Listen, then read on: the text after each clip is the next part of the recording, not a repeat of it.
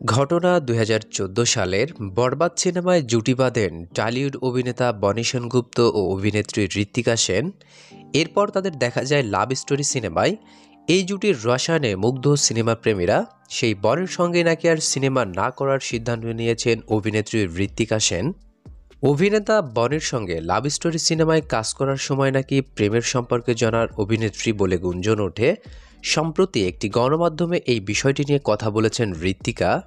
তিনি বলেন, বনের সঙ্গে প্রেম নিয়ে যা রটেছে তা কুরুচিকর। আমার সঙ্গে কোনো কালেই বনের প্রেম ছিল না, এগুলো রটানো হয়েছে।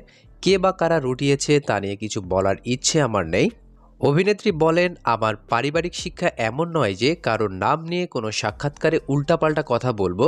ঋত্বিকা বলেন, অতীতে বলেছে, খারাপ লেগেছে। বহুদিন ধরে এইসব মিথ্যা আমি দেখে আসছি। আগে কোনোদিন কিছু বলিনি, কিন্তু এবার আর চুপ করে থাকা সম্ভব হচ্ছে না। তিনি বলেন, বনি কোনোদিন আমার প্রেমিক ছিল না, ওর সঙ্গে আর কোনোদিন সিনেমা করব না আমি।